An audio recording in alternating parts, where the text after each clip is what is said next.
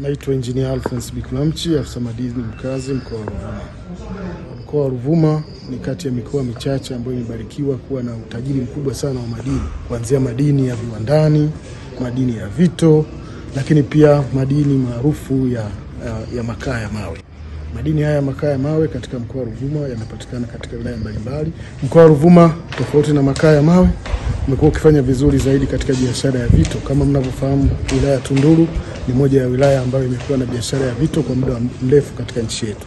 Mwaka 2024, Mheshimiwa Rais wa Jamhuri ya Muungano wa Tanzania alifanikiwa kufungua soko la kisasa kabisa la madini ya vito katika wilaya ya Tunduru. Soko hili limekuwa na mchango mkubwa sana kwa wachimbaji pamoja na wafanyabiashara wa madini ya vito pamoja na dhahabu. Tunapozungumzia mafanikio ya sekta ya madini katika mkoa wa Ruvuma, hatuwezi tukasahau kuzungumzia uwepo wa biashara kubwa ya makaa ya mawe.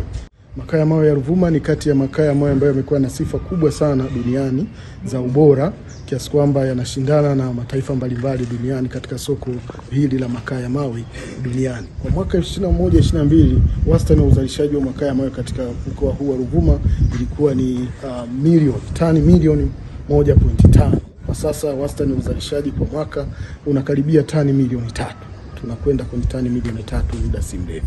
Kwa hiyo unaweza ukaona ni mara mbili ya uzalishaji umeongezeka. 2021-2022 mkoa wa Ruvuma tulikuwa tunakusanya maduhuli ya serikali wastani wa bilioni 21.6 kwa mwaka. Lakini kutokana na juhudi zilizofanyika na mazingira mazuri yaliyowekwa katika nchi yetu ya uwekezaji na Mheshimiwa Rais wa Jamhuri ya Muungano, kwa sasa makusanyo ya maduhuli katika mkoa wa Ruvuma yanakwenda hadi bilioni 33 kwa mwaka. Ni ongezeko kubwa sana kutoka bilioni 21.6 hadi bilioni 33.15 kwa mwaka kwa wastani wa sasa.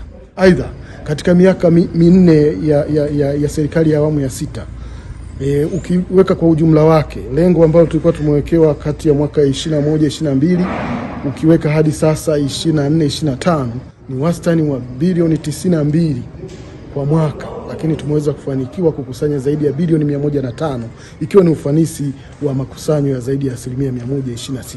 Ubora wa makaa ya mawe ya Ruvuma umewezesha makaa haya sasa kuwa kivutio kwa wadau mbalimbali wa ndani na nje ya nchi.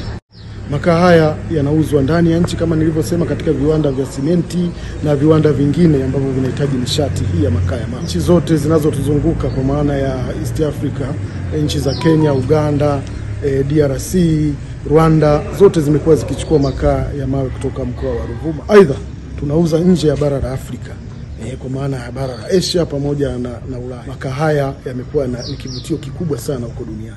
Kwa hiyo nichukue fursa hii kuwakaribisha wadau wote wa ndani na nje ya nchi kuja kuwekeza katika sekta ya makaa ya mawe mkoa wa Ruvuma. Kipekee nichukua fursa hii kumpongeza na kumshukuru sana Mheshimiwa Rais wa Jamhuri ya Muungano wa Tanzania, Dr. Samia Suluhu, kwa kuendelea kuweka mazingira wezeshi nchini, ikiwemo ni pamoja na katika mkoa wetu wa Ruvuma, na kuwezesha wawekezaji mbalimbali kuja kufanya biashara.